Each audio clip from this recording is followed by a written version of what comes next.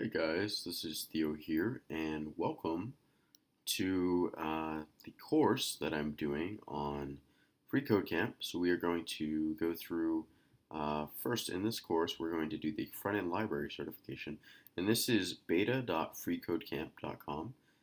So the little advert here is that none of your progress will be saved, so we're going to go through this, and obviously you can go back and rewatch this and slow down the pace, fast forward it to your preference.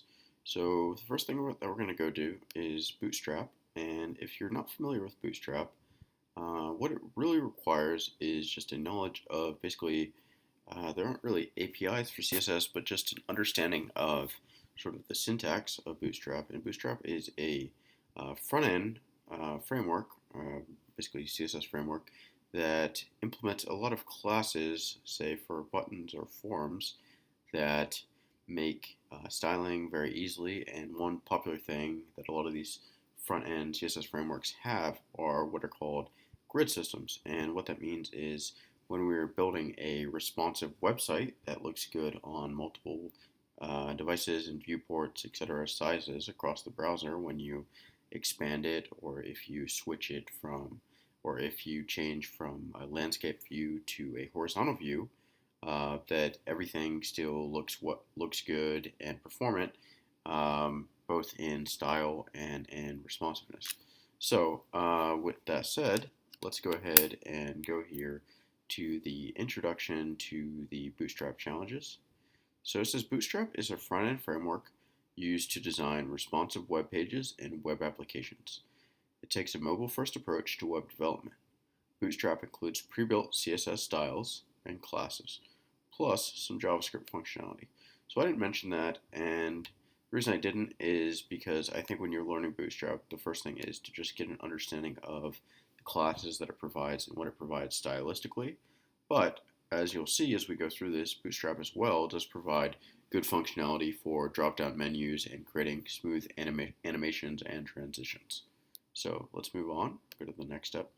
So it says Bootstrap uses a responsive 12-column grid layout and has design templates for buttons, images, tables, forms, navigation. So these are all common UI elements that are most likely you've encountered or you've coded with your HTML and CSS. This section introduces some of the ways to use Bootstrap in your web projects. Okay, cool. So let's look at this. Let's do this first challenge right here. So you can read this, and I'm always just going to scroll down and look at just the directions.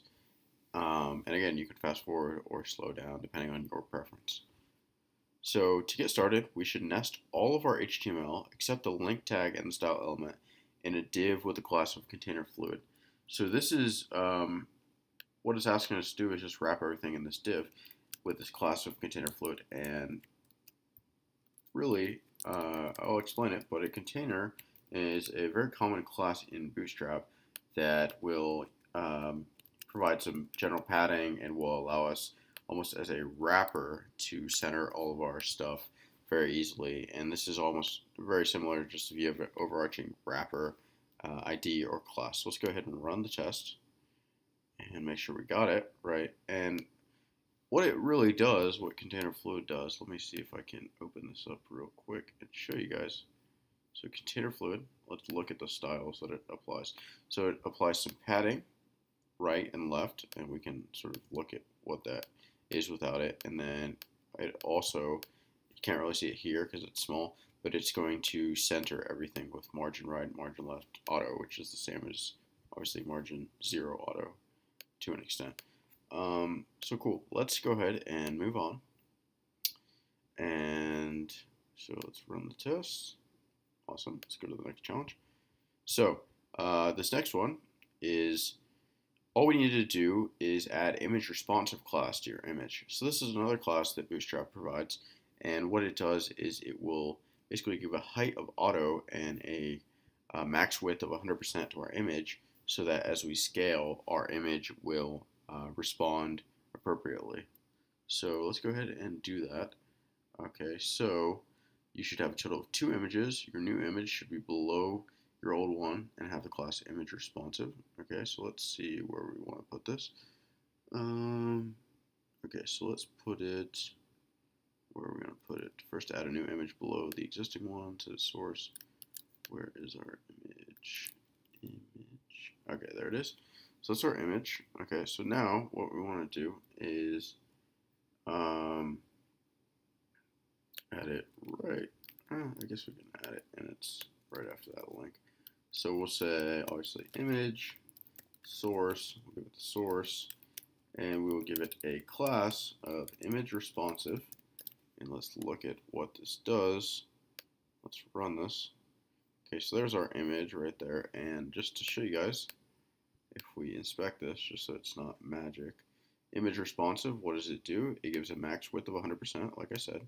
So you can sort of see it's only going to be 100. Got a height of auto and a display of block. So nothing too crazy.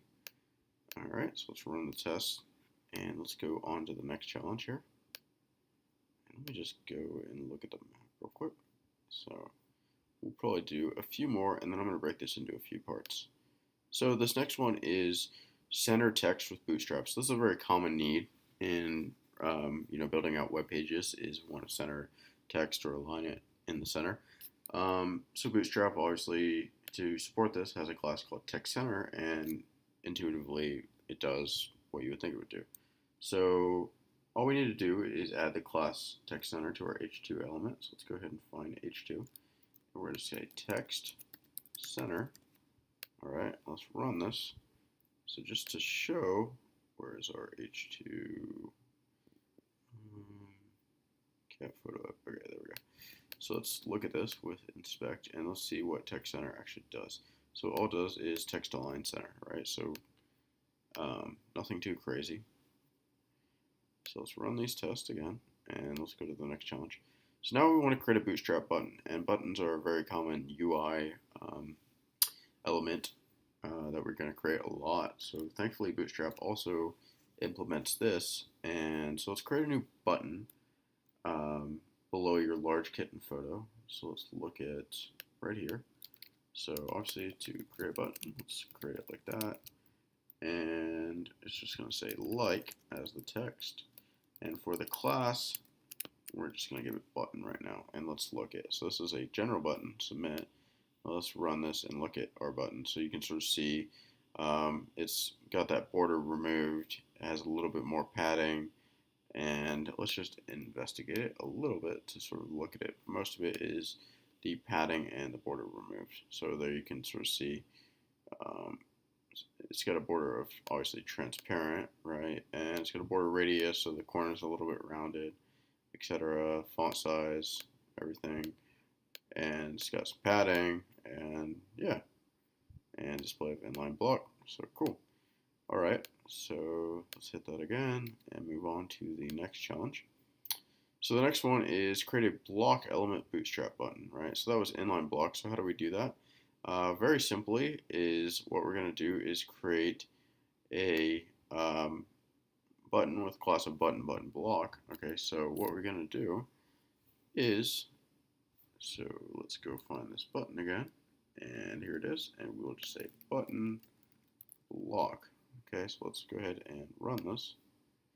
And now it's covering all of the space here. So again, it's taking up the full width because it's block and not inline block. So we'll do one more for this, and then we'll go on to part 2, depending on the interest. So on top of making block and just regular buttons, we also have different classes for the buttons that will apply different colors. And this first one is button primary. Okay, so I believe button primary, if I remember correctly, I want to say it's green. I might be wrong though. Okay, so let's go ahead and add this back, and we'll do button primary. Green or blue? Let's see which one it is. Blue. Okay, so cool. And you can keep playing around with that, but that's the first half of this section for the front end JavaScript certification here on beta.freecodecamp.com. Hopefully you guys are enjoying it, and as always, remember to subscribe, hit the like button, share, and thanks for watching. Have a great day. Take care.